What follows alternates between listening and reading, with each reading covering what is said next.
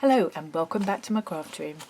Something a bit different today. You might have seen a couple of weeks ago I did a mammoth unboxing of 3 different little boxes of goodies from Deborah Beads. The bead kit, which I'd resubscribed to. Let's make sure I get this right. There's the kit box, the bead box and the junior one. So the junior one I'm going to save and have a little play with my step-granddaughter Macy when we can get together. The bead box, I need a little bit more time than I've got this evening because I've got to get a bit more creative. Today I thought I'd do something nice and straightforward and just have a go at the kit box.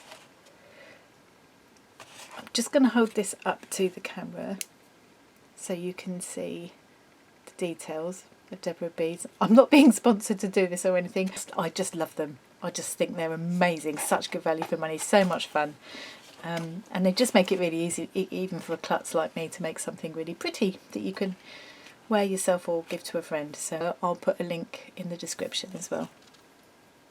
So the kit boxes make it really easy. You get in your box, this is a little box that pops through your letterbox. They're only £5, including postage, so you know, you can't really go wrong. And they come with these lovely little kind of booklets that Debbie puts together with really clear instructions about what you have to do. Nice big clear photos. So I'm very much a learner here, so I'm not pretending to be, this isn't an expert tutorial. You're watching a klutz having a go and hopefully coming up with something really pretty at the end. So in the box you get everything you need. You always get these lovely little bits of tissue paper which I save for my collage work.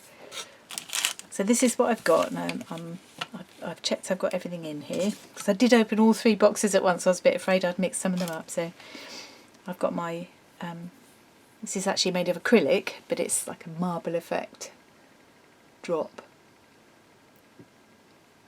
Very very stylish focal point for my necklace. So we're going to make a chainmail marble pendant and earrings. Then I've got 20 inches of black faux suede. I like that it's the faux suede because that way if I want to give this to someone who's vegan or something it won't be a problem. I've got, they're the cord ends. You've got the cord ends and the 2 large crimps in that pack. A lobster clasp and a pair of ear wires are both in there. And then I've got 32 6mm jump rings. So tools, I've got 2 pairs of these round nose pliers, which are really nice for making loops and opening jump rings and things. I tend to find I like to have 2 pairs, one in each hand. Then I got these flat nose pliers which have a nice long straight smooth edge there. And then I've got 2 kinds of cutters because sometimes it's easier to cut flush with this shape and sometimes I want this shape, so yeah, I've got them both there just in case. Might want a pair of scissors as well, but they're on my desk. So let's get going. That should be everything I need. Since it is past 6 o'clock, I do have a little G&T as well. Essential piece of equipment.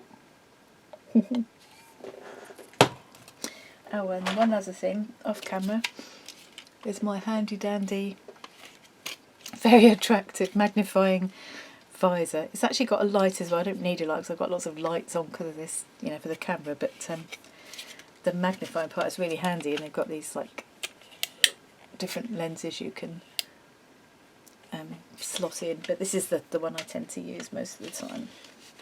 And I can put it on over the, oh, I opened up the battery compartment.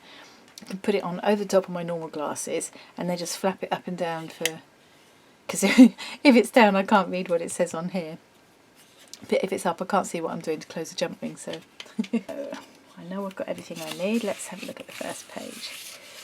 I might take this off now, take this apart now. Pretty little brad as well. I shall save that and use that for something else. Attach one of your jump rings to the top of your pendant.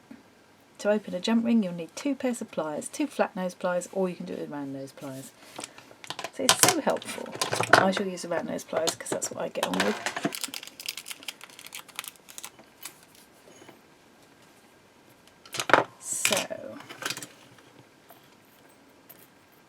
one of my jump rings to the top of my pendant. Easy peasy. Okay, we can do this, we can do this. Okay, so I'm going to open my jump ring, and I'm going to open it this way, not this way, this way. Open my jump ring,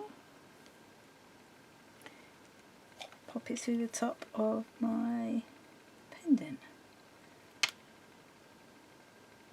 Okay, so close it up again the same way, so you kind of feel it click together when you've got it right. I think that's okay. Step 1 achieved. Right, flip up my visor. Okay, add a further jump ring to the ring you have just attached to your pendant. Now, do I leave that open or close it? Close it. Look at it. Okay. Well, this is really good practice at opening and closing jump rings, isn't it? So I'm going to attach that one on there.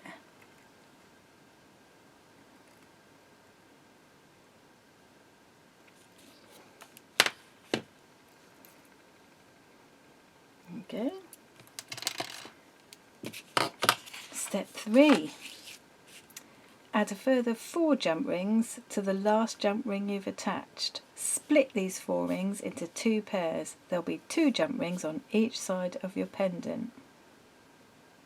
If I can't open and close jump rings and attach them by the end of doing this, I never will.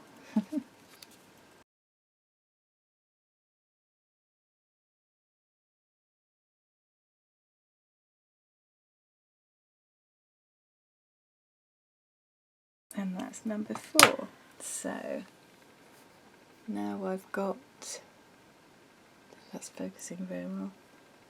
So I've got the first jump ring, the second one, and then 4 more, all linked into that second one. Right. So I have 2 jump rings on each side of my pendant. Yes. Continue adding jump rings in pairs until you have 4 pairs each side of your pendant. Okay, I get it, I get it. Open up my next jump ring, and this time I'm going to put it through one of the pairs. So I'm putting it through both of them at the same time. Whoa. Close it up. Now I want another one through that same pair. Yes, this is making sense now. I kind of feel like for some reason it's making me feel like a proper jeweller. Would have been an awful lot easier when I was younger, when my eyes still worked properly. I think the lenses that I've chosen to go in my visor work really well when I'm just sitting doing this by myself, and I'd be hunched over it, holding it up really close to my face. Yes, it's perfectly focused like that, but now I'm holding it a little bit further away to make sure it's in the camera. I think I maybe need to choose a different lens, but I can't be bothered doing that right now. Let's go to the pair on the other side.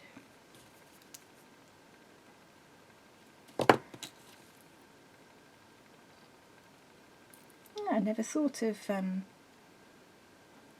pairing the jump rings together like this, making a feature of the actual jump rings rather than just using them to attach other things. It's a nice idea.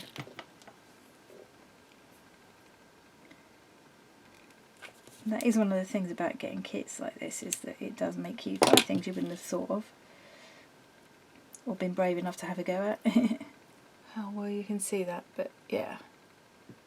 So I'm actually linking pairs of jump rings together. So I've got 2 pairs on each side now. I need to do 2 more pairs on each side, and then I'll be moving on to the next step. So I'll speed through that and come back and see you at the other end. There we go, I've just finished put my last pair of jump rings on, and you can see I've put it down here next to, beneath Debbie's photo, so you can see. Obviously mine's a little bit smaller, but you can see mine looks just the same. I'm so excited. Step 5. Oh, this is a bit long. Quick slow.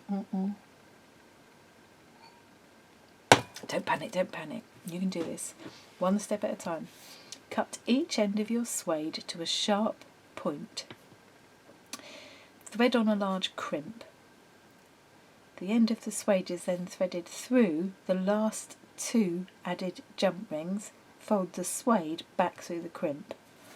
So this is where it's so good. I wouldn't even know how to use these things really. Cut that to a sharp point.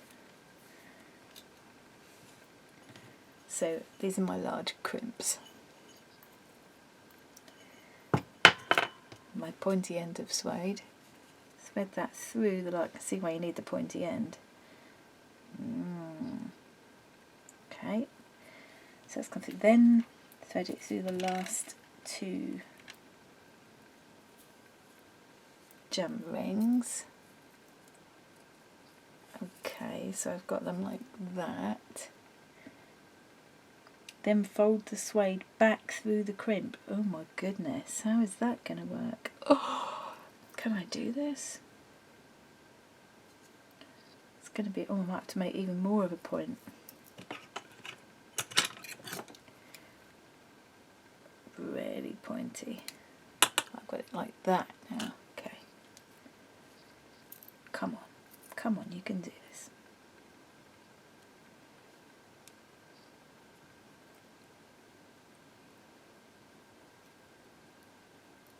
I'm putting the pointy end in first, and yes, look, you can see the point has come out now.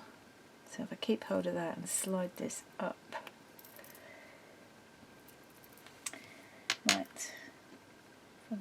Cutting to a sharp point should help you thread back through the crimp, as it is a very tight fit. Yes, it is. Slide the crimp up close to the jump rings and squash it flat using your flat nose pliers. Trim the tail of the suede if it's too long. Okay, yeah, mine will definitely be too long. So I've slid that all the way. So that's slid all the way up to the jump ring now, and you can see there's a tail left on, which I will trim off after I've squashed the crimp flat. Oh, how profesh does that look? I'm very chuffed with that. Right, so I want my flat nose pliers, which I think are these. I've got to squash this flat. Ooh, I wonder how hard you have to squeeze. Oh, not that hard actually. So that's squashed it completely flat now. And I don't think, it was in so tightly anyway, I don't think that's going to be going anywhere. Okay, trim off this end. Look at that! Repeat step 5 at the other end of the suede. But if you wanted it a bit shorter, at this point you would trim the suede, wouldn't you? Okay. So I need my other large crimp. Oops, so here's the large crimp. It just looks like a metal bead really.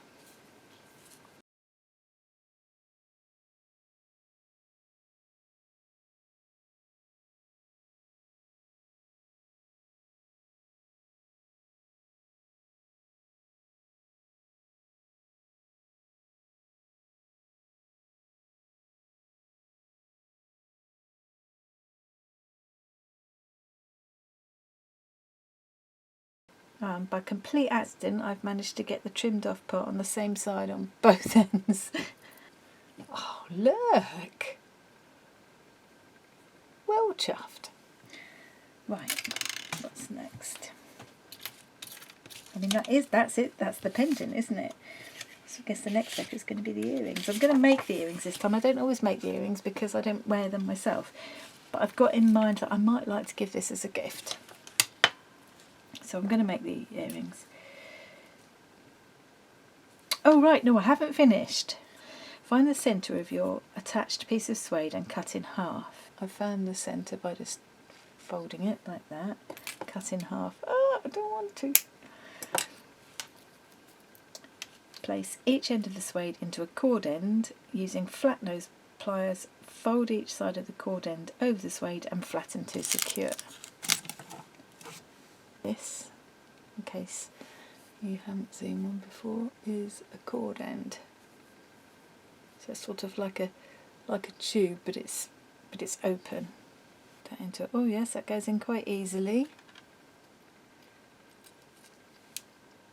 Fold each side of the cord end over the suede and flatten to secure. That's the first one. That's the next one. That's it. Give it a good squeeze. Ooh. There. It's got nice. How secure does that feel? Ah.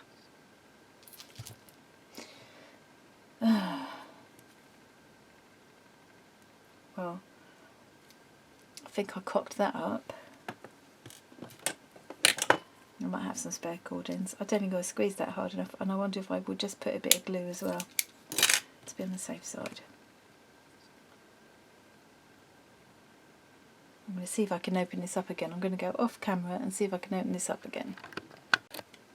Okay, so I couldn't manage to get that crimp open. There was nothing going to open that baby up again, but I did manage to cut the end of the suede to a point and wiggle it back in. Use my handy pokey tool to poke it right back in there. I mean, you can see it's come up through to there, so it's well in there. I also added a drop of this GS Hypo glue to be double sure, and I think I'll add a drop of that to this end as well, because I wouldn't want to give this as a present to someone and have it fall apart. So this time I'm just going to add that. This is great, this glue, because it's got this needle point integral in the cap and a very fine, very fine nozzle. So it's very handy for this sort of thing, and hopefully it won't get blocked with that cap design. So I'm just putting a very tiny amount in there.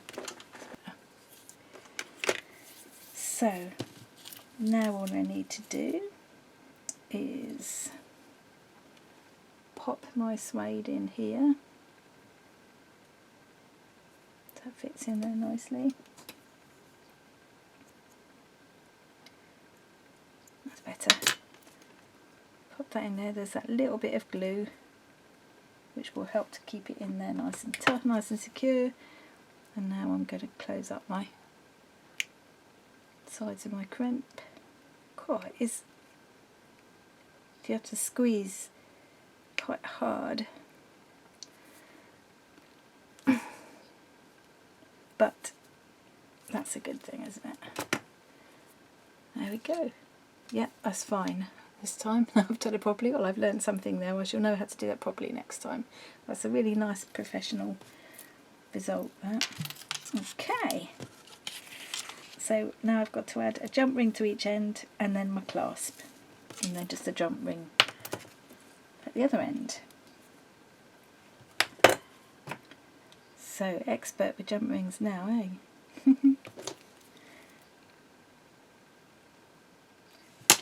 Twist my jump ring open, pop it through my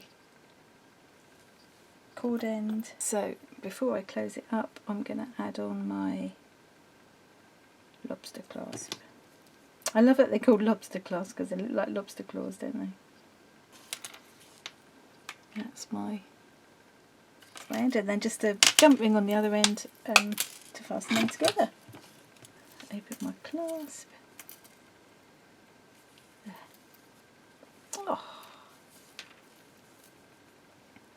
There, all done. Lovely. Oh, I'm really pleased with that. Right, so let's do the matching earrings. Open a jump ring and thread on one of the check glass drops. Check glass drops. I love these check glass drops because they're just slightly wonky irregular shapes. I like that. Right.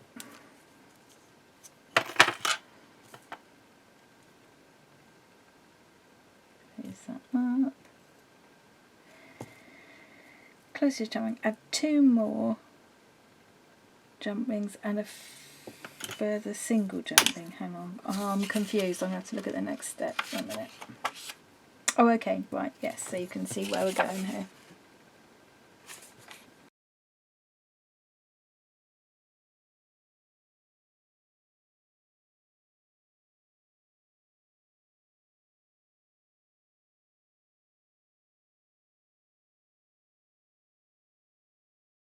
I've got 2 jump rings through that first one. Now I'm going to put 1 more jump ring through both of those together.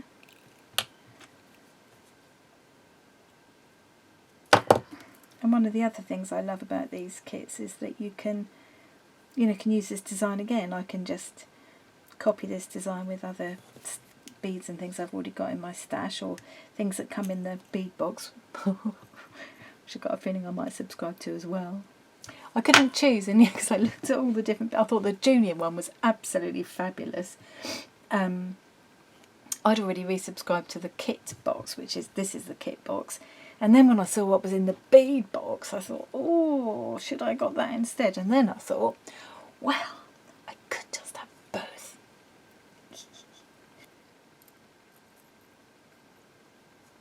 It's hard to hold it out. It's better just to show you the photo. But yeah, essentially I've got what's there. This is the last step, step 9.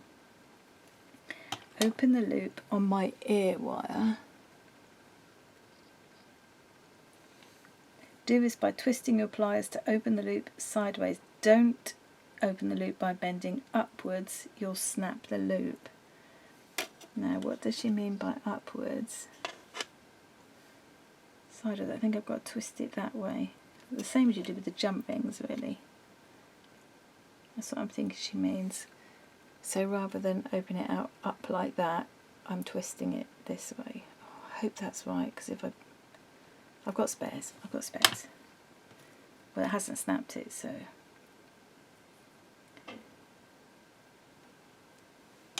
And she's so helpful, Debbie. If I really wasn't sure about that, I could probably message her on Facebook and she'd answer me straight away.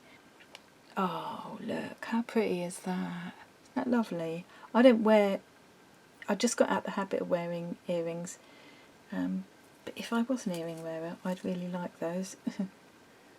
So that's I'm going to make the other earring now, but you don't need to sit and watch me do that as well. So yeah, I'm really, really chuffed with this. I'm going to sit and just spend a couple more minutes doing that second earring, and then I'm going to put it in a nice little gift bag and keep it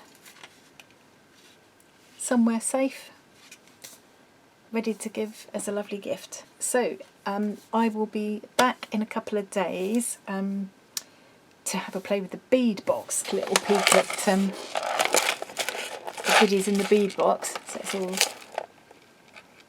different shades of pinks and greys and copper chains and other findings. There's some nice grey beading wire there, cord rather. Yeah, so I've been playing with some ideas in my head for what to do with that. There's with the bead box, you don't get an instruction. You do your own designs, so it's a bit more challenging. But I'm really looking forward to having a play with this. So I'll come back in a few days and show you what I do with that. Thanks ever so much for watching today, and I'll see you again soon. Bye.